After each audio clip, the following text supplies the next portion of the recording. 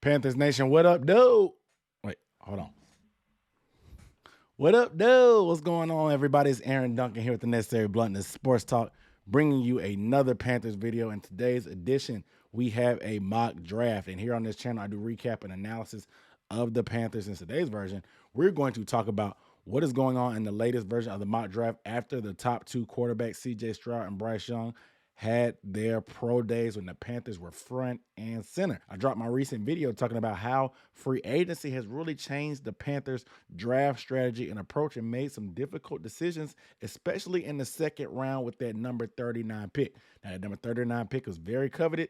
It's the Panthers' actual pick, the one pick that they chose to really hold on to and not give up in that Chicago Bears trade as they moved up from number 9 to number 1. So my mentality was, let's just go ahead and lock in on a wide receiver and stuff like that to go ahead and build a plethora and stable of weapons for our young quarterback. But the free agent moves we've made have really changed that. But before we get into the draft too deep, I got to make sure I let you guys know that you need to hit the subscribe button because I do Panthers recap and analysis, film breakdowns, live streams. So hit the subscribe button and that bell icon. That bell icon is going to make sure you get notification every time I go live because you don't want to miss it. All right. And give this video a thumbs up, please, if you don't mind, because it really helps me out in the algorithm with the engagement. It lets the algorithm know that you're engaging with the content and you like the content, and it's going to spread the word out to people with common interests, such as yourself, such as other Panthers fans. So I'm only 700 subscribers away from the coveted 10,000 subscriber goal. I can't wait, and I've been working hard for it. So if you can, hit the subscribe button if you're a watcher. Don't be a lurker. Hit the subscribe button, show a little bit of support. All right? But as I said, the Panther strategy is a little bit changed. You know what I'm saying? They pretty much addressed every need that Scott Fitter mentioned at the beginning of the offseason. Beginning of the offseason, Scott Fitter obviously said we need to get a coach. Quarterback was top priority. We put ourselves in position for that. He mentioned the tight end. We've gotten Hayden Hurst. He mentioned speed at the wide receiver position. We've gotten DJ Chark. We also got somebody to replace DJ Moore. He talked about getting a linebacker as well. We brought back Shaq and retained Shaq.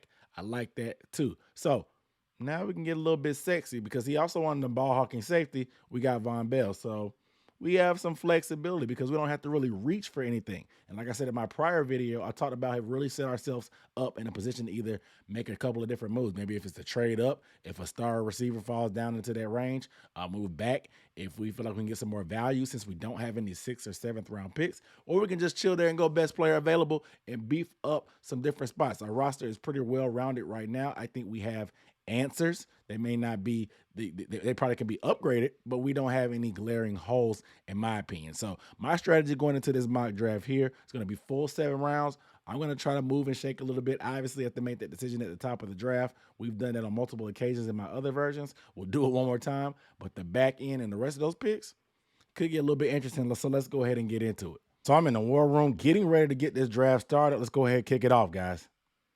Got the Panthers chosen on this.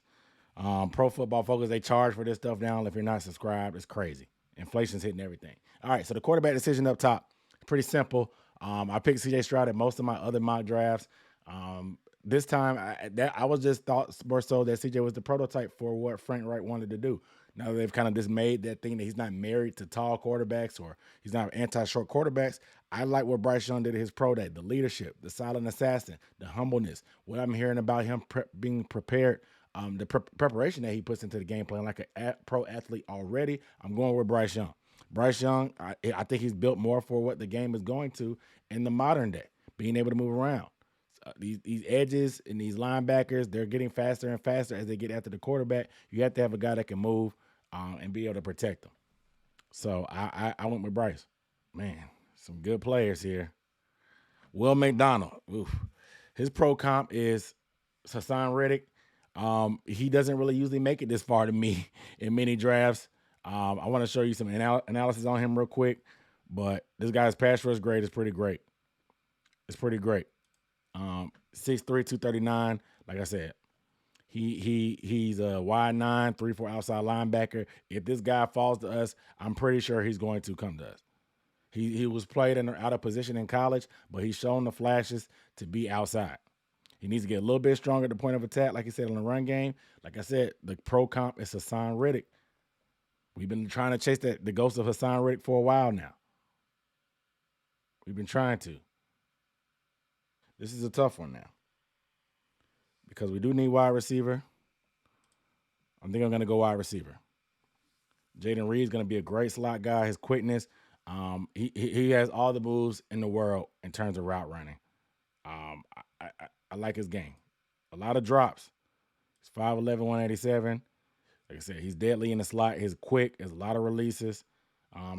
He does it at all the levels. Look, contested catches, slot catches, screens, deep catches. Look at this alignment. Slot and wide. So he does a little bit of both. I think he'll translate more to the slot. Needs to work on his toughness a little bit. Maybe not. Maybe boot. I'll go with boot. Or booty, whatever you want to say. I don't know what his name is. I don't know how to pronounce it. I'm going to go with boot. Get another LSU wide receiver, add to this thing, get a younger guy. Had a down year, his final year at school, but his year before was amazing. It was amazing. Do we go Kuntz or is that overdrafting? Can move back. Let's pick up 185. Let's do it. Jacksonville wanted it. Let's give it to them. They took the corner. They took the corner. Do I go back to the wide receiver well again? You know, I ain't tripping. I'm going to go with Kuntz. It may be a little bit of an overdraft, but I like Kuntz's game. I like his potential. I like his size. He's going to be huge. It takes a couple years for tight ends to usually bring their game along in the pros. So I want to go ahead and get Kuntz now, let him marinate on the bench a little bit, see what happens.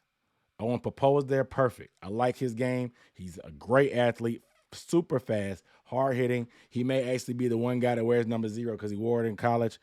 He has great speed, phenomenal athlete. He's a smaller linebacker, but has some speed. He'll probably play outside more in our system, but he's a running. He got that running hit factor. He can cover a lot of ground. I like Owen Popo's game. He ran a 4.39 at the combine. This guy is a serious athlete. I think he'll do numbers in this defense. All right, so I'm going to check the trades just to see if I can trade back and pick up another pick. Potentially, yes. But I got my linebacker, got my edge. I want a big defensive lineman and interior lineman. Haven't got a corner yet, have I? I'll move back just to get another pick. Get a later pick. Okay, cool. I picked up 3 more picks. Let's take swings at the bat.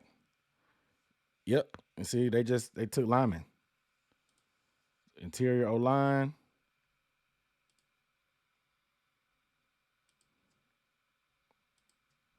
Let's see. Corner, Sterling Thomas is still there. Mekhi Garner. What's his game like? Don't really know too much about this guy. Graves look good. He's huge corner. See where he lined up. Outside corner mainly.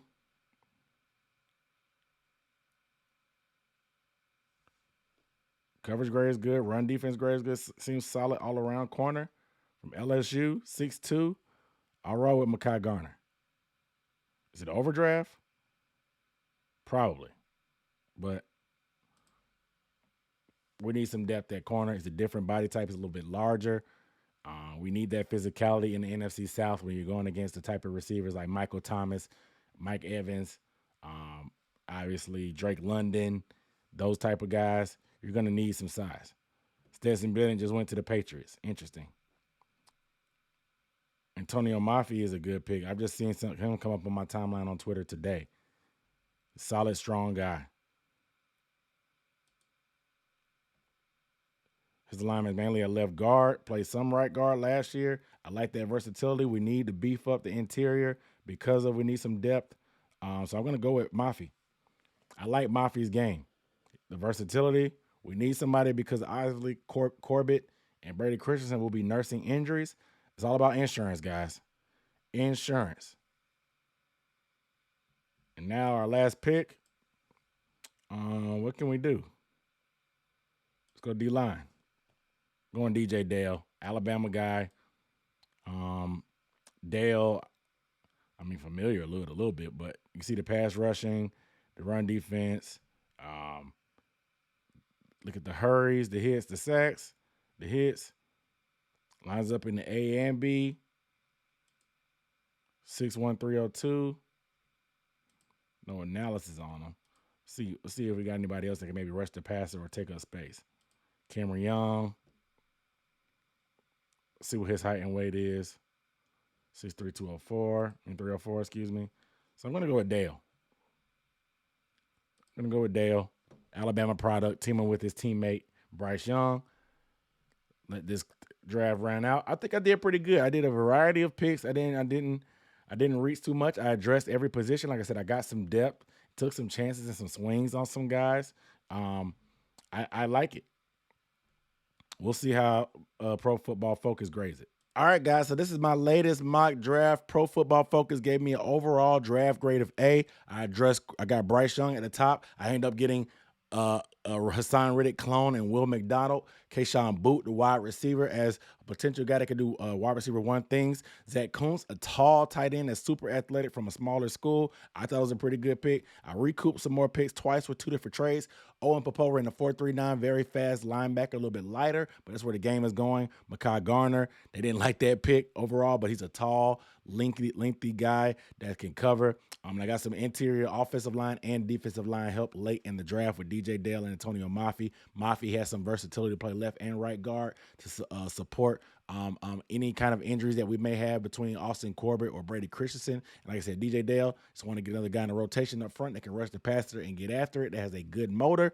I feel pretty good about this draft. Pro Football Focus gave me an A. I need you guys to give me a grade down below in the comments. Let me know how you feel about how I addressed pretty much everything. A very versatile draft, a good mix of offense and defense. I know mentally I wanted to go mainly on offense, but it ended up being heavier on defense than I thought. But regardless, we got a good all-around draft pick. Ended up picking up 8 players that I think can be good in this system on both sides of the ball. Let you guys let me know how you feel down below in the comments. Make sure you guys are subscribed, though, to the channel. I am Aaron Duncan here signing off with the Necessary Bluntness Sports Talk. I'll see you next time. Peace.